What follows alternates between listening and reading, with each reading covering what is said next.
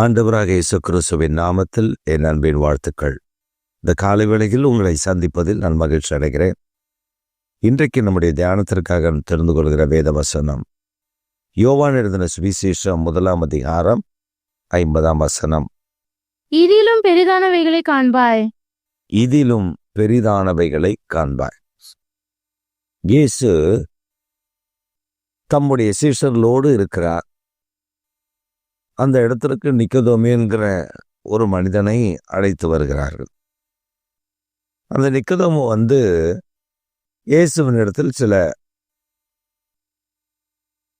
காரியங்களை கேட்டு தெரிந்து கொள்கிறார். வேத பண்டிதர் அவர்.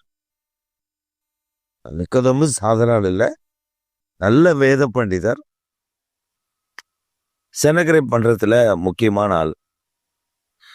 ஆனால் அப்படிப்பட்டவன் இயேசுவின் இடத்துல சில காரியங்களை கேட்டு தெரிந்து கொள்ளுகிறார்.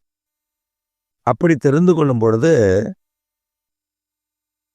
இயேசு, உன்னை நான் இங்கு வருவதற்கு முன்பே உன்னை அத்தி மரத்தின் கீழ் கண்டேன் என்று சொன்னார். உடனே அவன் தீர்க்கதரிசி ரபி என்று ஒரே ஆர்ப்பாட்டம். இயேசு சொன்னார், நான் உன்னை அத்தி மரத்தில் கீழ் கண்டேன் என்று சொன்னதினால அல்லவா இதிலும் பெரிதானவைகளை நீ காண்பாய். பெரிய காரியங்களை நீ இனி காணப்போகிறாய். இயேசு தம்முடையவர்களை வைத்து பெரிய பெரிய காரியங்களை செய்தார்.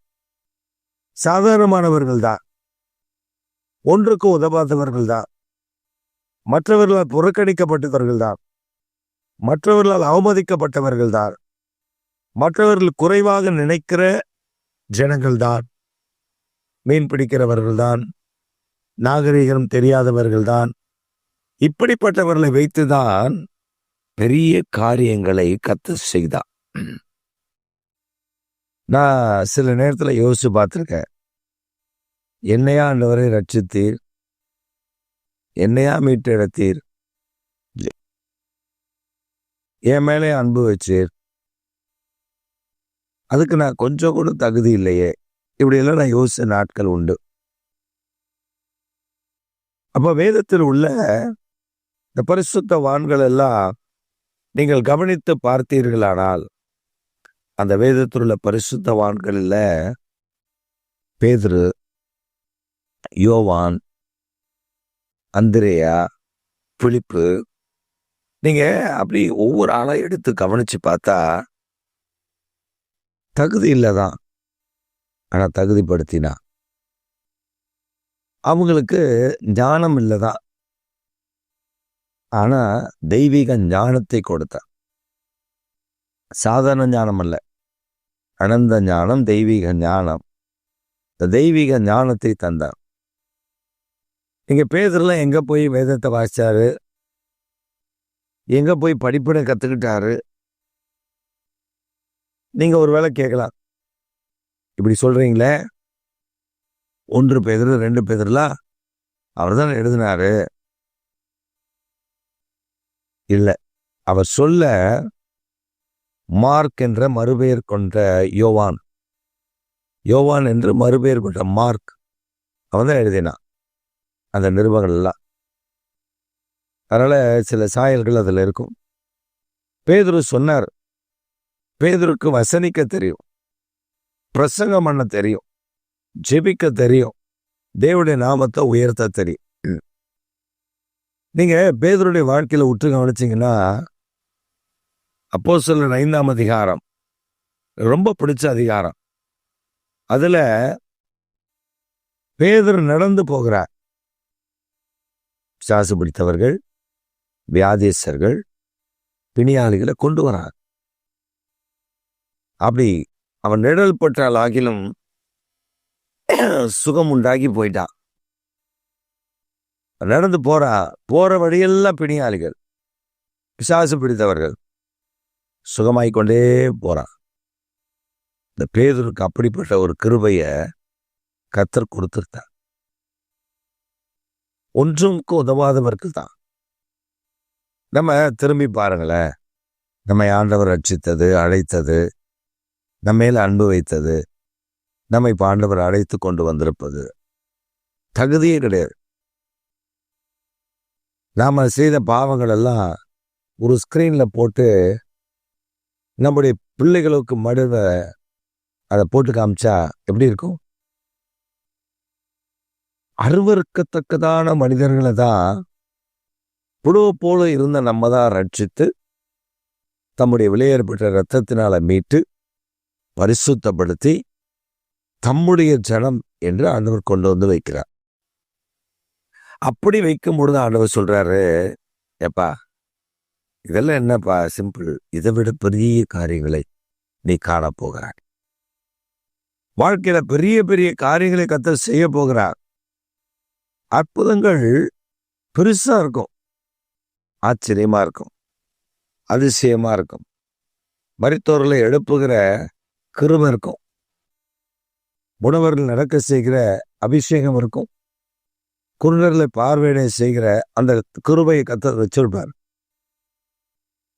அது எங்க இருக்கு? இயேசு கிறிஸ்துவின் நாமத்தினாலே பரிசுத்த ஆவியானவர் நமக்குள்ள வாசம் பண்ணினா போதும்.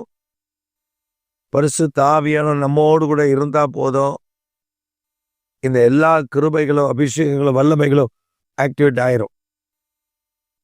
பிதாவாகிய தேவன், குமாரனாகிய இயேசு, பரிசுத்த ஆவியானவர், திரித்துவ தேவன் நம் நடுவில் வாசம் பண்ணினா போதும். ஆவியானவர் தான் கிரியை செய்கிறவர், ஆவியானவர் தான் அசைவாடுகிறவர், ஆவியானவர் தான் வல்லமையை விளக்கப்படுகிறவர். இப்ப நம்ம கூட ஆவியானவர் இருந்தா போதும். இதிலும் பெரிதானவைகளை, பெரிய காரியங்களை நம்மை காண செய்ய அவர் போதுமானவர். 2 காரியங்களை நம்ம கவனிக்கணும். வேத பண்டிதர் நிக்கதோமு பெரிய வேத பண்டிதர். ஆனா இயேசுவின் இடத்துல இயேசு பேசும் பொழுது நீ மறுபடியும் பிறக்க வேண்டும் என்று சொன்ன பொழுது அவனுக்கு பிரச்சனை ஆயிடுச்சு. நான் எப்படி மறுபடியும் பிறப்பேன்? அவனுக்கு இல்லை, அந்த உணர்வு இல்லை. இயேசு அதை விளக்கி சொல்லுகிறார், அப்படி இல்லப்பா, ஒருவன் ஜலத்தினாலும் ஆவியினாலும் பிறக்காவிட்டால். நம்முடைய வாழ்க்கையில பட்டங்கள், படிப்புகள், பெரிய பெரிய பதவிகள், இதெல்லாம் இருக்கிற மனிதர்களை நீங்க பாருங்களேன். நல்லா படிச்சு உயர்ந்த பதவியில இருப்பாங்க, அவங்க பார்த்தா பெரிய அதிகாரியா இருப்பாங்க. நீங்க சாதாரண மனிதர்கள் தான், ஊழியக்காரர்கள், அபிஷேகம் பண்ணப்பட்டிருப்பார்கள். ஆனா அந்த பெரிய அதிகாரிகள் வந்து முழங்கால் படிட்டு நம்ம இதை செபிக்க வரும்போது சில காரியங்களை, தரிசனங்களை நம்ம பார்த்து சொல்லுற நேரத்துல அவங்களுடைய கண்கள் வந்து கண்ணீர் வடியும் போது எவ்வளவு ஆச்சரியமா இருக்கும். ஒரு சமயம் ஒரு ஜெபத்திற்கு போயிருக்கிறோம், ஒரு வாலிபர் கூட்டம். இந்த வாலிபர் கூட்டத்தை ஒரு வீட்டில் தான் வச்சு ஒழுங்கு செய்யப்பட்டிருக்கிறது. அந்த ஹாலில் தான் அங்கே வாலிபர் கூட்டத்துக்கு வர்றவங்க எல்லாமே நல்ல படித்தவர்கள், டாக்டர்ஸ், இன்ஜினியர்ஸ், அப்படிதான் அந்த வாலிபர் கூட்டத்துக்கு வருவாங்க. அப்போ அப்படி வாலிபர் கூட்டத்துக்கு வரும்பொழுது இந்த நடத்துகிறவருடைய அந்த வீட்டுடைய உடையவர், அவருக்கு உடம்பு சரியில்லைன்னு அவங்க மனைவி கூட்டிட்டு வந்து ஜெபிக்க வரார். அவர் பெரிய இன்ஜினியர், ஒரு பெரிய கம்பெனியில் நல்ல வேலை செய்கிறார். அவங்க கூட்டிட்டு வந்தாங்க. பாஸ்டர் இப்படி அங்கே பலவீனமாயிட்டாரு, அப்புறமா ஹாஸ்பிட்டலில் கூட்டு போய் கொண்டு வந்து வீட்டில் விட்டுருக்காங்க. ஜெபம் பண்ண உடனே ஆண்டவர் சொன்னார், ஏன் தேவையில்லாமல் டென்ஷன் ஆகுறாரு, ஏன் தேவையில்லாமல் பிபி ஏற்றிக்கிறாரு, எதுக்கு அவர் தன்னையே வருத்திக்கிறாரு? கேட்டா, ஆமாம் மாஸ்டர், அவன் என்னை டென்ஷன் படுத்திட்டான். இப்படி ஒரு சாதாரண வேலையால் அவன் ஏதோ சொன்னாலும் இவர் டென்ஷன் ஆகி பிபி ஏறி கத்தி அப்புறம் மயக்கடிச்சு விழுந்து அப்புறம் எல்லாம் சேர்ந்து தூக்கிட்டு போய் பிபி அதிகமாயிடுச்சுன்னு சொல்லி தேவையா? இப்போ என்ன, தேவனுடைய ஞானம், தேவனுடைய அறிவு நமக்கு வேண்டும். அவருக்கு சொன்ன உடனே நீங்கள் டென்ஷன் ஆனதுனால தான் இப்படி ஆச்சு, உங்களை ஒரு இப்படி சொல்லிட்டான் அதனால தான் உங்களுக்கு டென்ஷன், அப்படியே மிரட்ட போய் பார்க்குறாரு. அப்போ நம்முடைய வாழ்க்கையில் பரிசுத்த ஆவியானவர் கூட இருந்தால் பெரிய பெரிய காரியங்களை வெளிப்படுத்த முடியும். வெளிப்படுத்தி ஆண்டவர் சொல்ல கிருபை செய்வார். ஆண்டவர் அப்படிப்பட்ட தேவன். எலியாவுக்கு அப்படிதான் சொன்னார். எலியாவின் தேவன், எலிசாவின் தேவன், தானியேலின் தேவன் மறைபொருள்களை வெளிப்படுத்த தானியேலின் தேவன் என்ன மறைபொருளாலும் அவருக்கு தெரியும். அதனால்தான் இயேசு சொன்னார், இதிலும் பெரிதானவைகளை. பேதுருவெல்லாம் காமிச்சு சொல்றாரு, இவங்கெல்லாம் செய்ய போறது இதை விட பெருசா இருக்கும். சாதாரண மனிதர்கள் தான், ஆனா எழும்பி நின்று பிரசங்கம் பண்ண வார்த்தையை கேளுங்களேன்.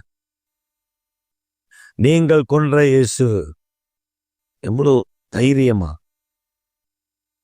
அவங்கள கூட்டு மிரட்டுறாங்க. உனக்கு எப்படியா பயப்பட முடியும், ஆண்டவருக்கு மட்டும்தான் நாங்கள் பயப்படுவோன்னு சொல்லி தைரியமா நின்றாங்க. அவர்கள் அரெஸ்ட் பண்ணப்பட்ட போது கூட கர்த்தர் தூதன் அனுப்பி வெளியே கொண்டு வந்துட்டார். இன்றைக்கு நம்முடைய வாழ்க்கையில் இந்த ஆவியானவர் பலத்த கிரிகளை செய்ய போகிறார். நீங்க ஜெபிக்கிற ஜெபத்திற்கு பதில் கொடுக்க போகிறார். இந்த காலை வேளையில இதிலும் பெரிதானவைகளை நீங்கள் காணப்போகிறீர்கள். இதுவரை உங்களுடைய வாழ்க்கையில, உங்களுடைய ஊழியத்துல, உங்களுடைய குடும்பத்துல, உங்களுடைய தொழில்ல நீங்கள் கண்ட அற்புதங்களை காட்டிலும் இனி வருகிற நாட்கள், இந்த நாள் முதல் பெரிய பெரிய காரியங்களை ஆண்டவர் செய்ய போகிறார். துதித்து கொண்டே ஆமென் என்று சொல்லுங்கள். ஆமென்.